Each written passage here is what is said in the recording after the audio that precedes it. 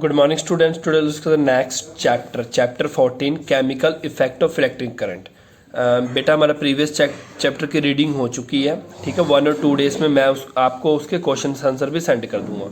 Lecture शुरू करने से पहले मैं बोलूँगा कि बेटा सभी बच्चों ने चैनल को लाइक करना है और सब्सक्राइब भी करना है, ठीक है।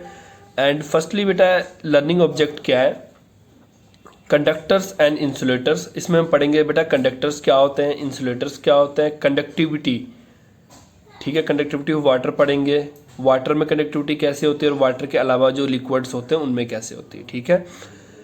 वाटर के अलावा लिक्विड्स की एग्जांपल दूँ तो मैं जैसे पेट्रोल हो गया, ठीक है, पेट्रोल डीजल हो गया।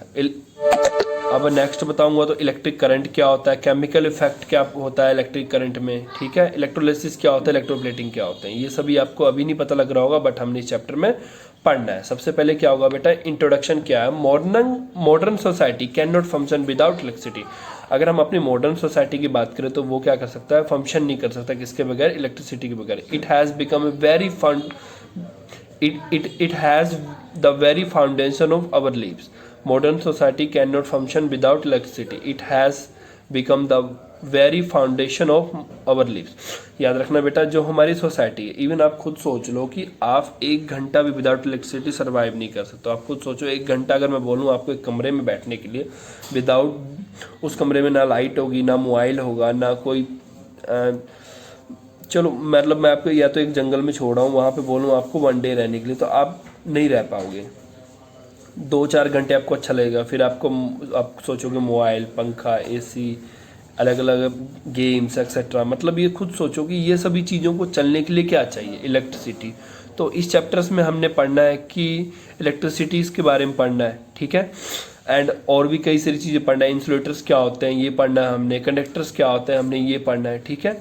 Things have reach at the stage, देखो things have reach at the stage that it is difficult to spend even few minute without electricity. आप खुद थिंक करो, इवन मैंने तो 1 घंटा बोल दिया बेटा, बुक वाले तो 1 मिनट बोल रहे हैं। सीधी सी बात है, 1 मिनट बोल दो कि 1 मिनट का मतलब ना सिर्फ आपके लिए, अगर 1 मिनट के लिए मैं पूरे वर्ल्ड का इलेक्ट्रिसिटी बंद कर दूँ तो आप खुद सोचो क्या होगा। सभी इंटरनेट बंद, सभी टीवी बंद हो जाएंगे, सभी सिस्टम्स बंद हो जाएंगे, सभी मतलब इवन हर तरह का सिस्टम्स बंद हो जाएगा हर तरफ, ठीक है। तो उससे क्या होगा, कितने सारे जो ट्रेन चल रही होंगी वो आपस में टकरा जाएंगे, मेट्रोस जो चल रही होगी, बुलेट ट्रेन चल रही होगी, जो प्लेन चल रहे होंगे उनमें प्रॉब्लम्स आ सकती है इवन 1 मिनट में। when their power cut or some fault in supply most of the gadgets that makes life का। अब देखो जब भी कभी पावर कट होता है, ठीक है, देखो मोस्ट ऑफ द जो गैजेट होता है जो हमारे लाइफ को इजी करता है वो वर्क करना बंद कर देता है। जैसे सबसे पहला हम दूर नहीं जाना बेटा, लाइट और फैंस, ठीक है बेटा। लाइट गई, पंखा बंद। अलग बात है इन्वर्टर्स लगा है किसी घर में तो वो अलग कंडीशन है, बट अगर लाइट मैं इस सेंस में बात कर रहा हूँ कि लाइट जाने का मतलब है कि सब कुछ बंद, कोई इन्वर्टर कुछ नहीं चलेगा, तो आपके लाइट बंद, पंखा बंद, एयर कंडीशनर बंद, ठीक है। Electrical machinery can not run, कोई भी इलेक्ट्रिकल मशीन नहीं रन करेगा। Batteries of 100 of indisposable item such as mobile हो, हमारे ट्रिमर हो, बैटरी वाला इन्वर्टर हो, ठीक है बेटा। चाहे आपका मोबाइल है, चाहे ट्रिमर है, चाहे कोई भी इन्वर्टर है, वो भी रिचार्ज नहीं हो पाएगा आपका। अगर लाइट ही नहीं है तो कितना देर चलेगा इन्वर्टर आपका, 4 घंटे, अच्छा इन्वर्टर को तो 5-6 घंटे, उसके बाद ख़त्म, ठीक है।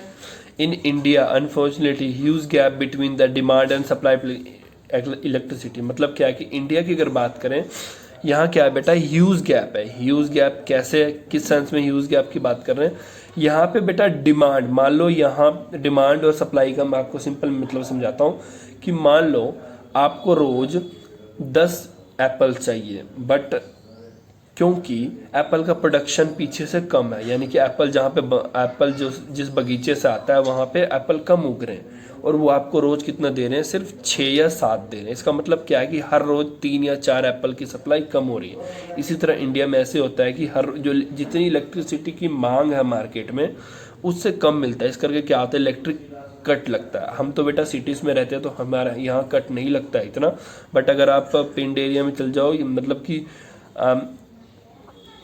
आप अगर छोटे कस्बों की तरफ चल जाओ जहाँ पे मतलब जहाँ खेती बाड़ी ज़्यादातर होता है, वहाँ देखोगे तो इवन दिन में 3 से 4 घंटे कट लगता है। वो क्यों लगता है, ताकि इन सप्लाईज़ को न्यूट्रलाइज किया। जैसे न्यूट्रलाइज मतलब कि मान लो कि हमने 10 मांगा, उन्होंने 7 दिया, तो वो 3 का पूरा करना है ना। इस करके वो क्या करते हैं कि सिटीज़ को छोड़कर बाकी सभी एरियाज़ पे 2-2 3-3 घंटे का कट लगाते हैं, ताकि वो जो कमी है ना उसको पूरा कर सके कट लगा के, ठीक है। It led to be inconvenient power cuts and loss the many hours of work, ठीक है बेटा। अगर वो कट लगता तो इवन देखो हमारे पंखे बंद, इवन सिटीज़ में भी आप नोट करते हुए कभी कभी 1 घंटे का, आधे घंटे का कट लग जाता है ड्यू टू दिस रीज़न, ठीक है। लॉस ऑफ हमारे जो कोल्ड स्टोरेज जहाँ पे हमारा घर है, ठीक है बेटा। और इवन आप देखो एक छोटे से घर से लेकर एक पूरे का पूरा जो नेशन है, पूरा पूरा देश है, कंट्री है, वो पूरा इफेक्ट डलता है अगर 1 घंटा भी कट लगे। 1 घंटा कट लगने का मतलब है कि आपका जो कोल्ड स्टोरेज है, कोल्ड स्टोरेज एक ऐसी जगह होती है जहाँ पे हम सामानों को स्टोर करते हैं। इवन 1 घंटा मतलब कट लग गया तो मतलब कोल्ड स्टोरेज का अगर टेम्परेचर बढ़ गया हद से ज़्यादा, तो उसके अंदर रखे हुए सामान क्या होगा, ख़राब होने शुरू हो जाएंगे, ठीक है। कंडक्टर्स और इंसुलेटर अगला टॉपिक है। You would be remember having study in the earlier, तो आपने क्लास 7th में पढ़ा होगा कंडक्टर इंसुलेटर्स के रिगार्डिंग, हम थोड़ा बहुत पढ़ चुके होते क्लास 7th में। There is a merit in quickly revising what you learn earlier. तो मैं आपको बेटा थोड़ा सा पिछले क्लासेस का पढ़ा दूंगा। कंडक्टर क्या होता है, वो material, conductor are the material that allow the electricity pass them. Conductor वो मटेरियल होता है जो अपने अंदर से इलेक्ट्रिसिटी पास होने देते हैं, ठीक है। Some of the better now as conductor are made of, conductor किसके बने होते हैं, कॉपर, एल्युमिनियम, ग्रेफाइट एक्सेट्रा के बने होते हैं, ठीक है। अगर इंसुलेटर की बात करें, इंसुलेटर वो मटेरियल होता है जो अपने से इलेक्ट्रिसिटी पास नहीं होने देते। ये किसके बने होते हैं, लकड़ी होता है, प्लास्टिक, ग्लास एक्सेट्रा आइटम, ठीक है। At home anywhere else we can obtain caution not touch electrical appliance. आपके घर में आप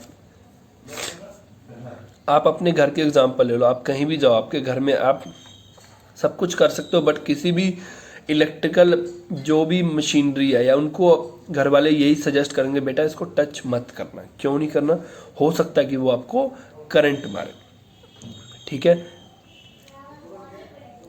और स्पेशली आपको ये सजेस्ट करते हैं घर वाले कि स्विचेस कभी भी दबाओ तो आपके हाथ गीले नहीं होने चाहिए, गीले कपड़ों से नहीं दबाना है, कभी भी मेटल वाली चीज़ों से स्विचेस नहीं दबाना है। क्यों, अगर आप पानी वाले हाथ से स्विचेस दबाते हो और आपके हाथ में मान लो पानी और वो स्विच के अंदर चल गया, तो आपको इतने झटके पड़ेंगे ना, आपको क्या हो सकता है बेटा, जैसे आप स्विच को हाथ लगाओगे तो आपको करंट लग सकता है, वो भी काफ़ी ज़्यादा, ठीक है। To wear the rubber shoes और स्लीपर्स, ठीक है। और इवन वो कहेंगे कि अगर आपने कभी भी स्विचेस को हाथ लगाना है तो या तो आप रबड़ के शूज़ पाओ या स्लीपर्स होने चाहिए। आप नंगे पैर, मतलब कि सीधा आपके पैर ज़मीन के कांटेक्ट में ना हो और आप स्विचेस को हाथ मत लगाना, आपको करंट लग सकता है, ठीक है। We handle electrical goods when they are working. Do you know, अब क्वेश्चन है क्यों, ऐसा क्यों होता है।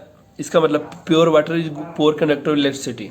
ये क्या बोल रहे हैं, क्या आप जानते हो कि जो प्योर वाटर होता है, पुअर नहीं प्योर वाटर, जो सबसे साफ पानी होता है वो पुअर कंडक्टर ऑफ इलेक्ट्रिसिटी होता है। But the water we get at home earlier tap water, well water is not a pure, ठीक है। ये क्या बोलते हैं कि जो प्योर वाटर होता है वो अच्छा कंडक्टर नहीं होता, मतलब उसमें से अच्छे तरह से मतलब अगर बात करो तो इलेक्ट्रिसिटी पास नहीं होता। बट जो हमारे घर में टैप वाटर होते हैं ना, वो क्या होते हैं, उनमें कुछ ना कुछ इम्प्योरिटीज़ होता है। किस फॉर्म में इम्प्योरिटीज़ होता है, उसमें कुछ ना कुछ सॉल्ट डिजोल्व होता है। आपको पता ना, हम क्या कहते हैं कि पानी के अंदर क्या होते हैं, मिनरल्स होते हैं, ठीक है, जो हमारे बॉडी को अच्छा रखते हैं, ठीक है। जो अगर हम प्योर वाटर की बात कर लें, मान लो कि आर ओ से आप पानी को क्लियर करते हो, उसमें क्या करता है, वो सभी मिनरल्स को छान देता है, ठीक है। जब सभी मिनरल्स उसमें से निकल गए, तो उसमें खुद सोचो क्या बचा, कोई मिनरल्स नहीं बचा। तो अगर बेटा याद रखना, अगर मिनरल्स नहीं है वाटर में तो इलेक्ट्रिसिटी अच्छे से पास नहीं होगा बट काफ़ी कम क्वांटिटी में होगा, क्योंकि मिनरल्स, अब ये नहीं होता कि आरओस में से आपने पानी साफ़ किया तो वो 100% मिनरल्स निकाल देगा, 1% तो मिनरल्स रह ही जाते हैं, ठीक है। अगर हम टैप वाटर की बात करें, it contain lot of impurity in the form of dissolve salt. Dissolve salt वही होता है जो हेल्प करता है इलेक्ट्रिसिटी को पास होना। आपको पता ना हमारे पानी में कितने सारे सॉल्ट्स होते हैं, ठीक है, वही सॉल्ट्स होते हैं जो इलेक्ट्रिसिटी को पास करने में हेल्प करता है। This impurity makes the water good conductor, और ये इम्प्योरिटीज होता है जो वाटर को गुड कंडक्टर इलेक्ट्रिसिटी बनाता है। अगर इसमें इसमें अगर ये इम्प्योरिटीज नहीं है, impurities in the sense of dissolve salt, वैसे तो हमारी बॉडी के लिए वो जरूरी होता है, ठीक है बेटा। अब ये इस सेंस में मैं ये नहीं कह रहा हूँ कि आप टैप वाटर पियो, tap water in the sense of अगर टैप वाटर आ भी रहा है तो जिसके घर आरओ लगा चलो ठीक है, आप आरओ का पानी पी लो, अगर नहीं लगा है तो आप इसे ईजिली बॉयल करके पी सकते हो, ठीक है। बॉयल करने से भी 95-96% इम्प्योरिटीज क्या होता है, सेटल डाउन हो जाता है, मतलब कि नीचे तली में जाके बैठ जाता है। आप ऊपर के पानी उठा लो, तली वाला पानी फेंक दो, पानी काफ़ी हद तक साफ हो जाएगा आपका, ठीक है। So do not touch the electrical appliances with the wet hand, otherwise there is a leakage of current their handle और बॉडी यू कैन टच। मतलब क्या कि अगर हम अब गीले हाथ से स्विचेस को हाथ लगाओगे या तो मशीनरी को हाथ लगाओ जिसमें जो बिजली पे चलता है, आपको क्या हो सकता है, तो अगर आप हाथ लगाओगे, अगर वो पानी कहीं उसके स्विचेस के अंदर चल गया तो आपको करंट लग सकता है, और वो करंट अगर आपकी बॉडी में से पास होगा तो आपको काफ़ी सारे नुकसान हो सकता है, ठीक है। और इससे आपको इलेक्ट्रिक शॉक भी लग सकता है, ठीक है। हाई वोल्टेज अगर मैं बात करूं, high voltage electrical current passes through our body, याद रखना बेटा, अगर हाई वोल्टेज इलेक्ट्रिकल करंट हमारे बॉडी में कुछ सेकंड के लिए भी पास हुआ तो हमारा जो हार्ट है, जो मेन हमारा बॉडी का हार्ट है, ब्रेन है, वो क्या करता है, काम करना बंद कर देता है। और अगर हमारा हार्ट काम करना बंद कर गया, हमारा ब्रेन काम करना बंद हो गया तो क्या हो जाएगा, डेथ हो जाएगी हमारी, ठीक है बेटा। आज हमने इतना करना, थैंक यू फॉर टुडे।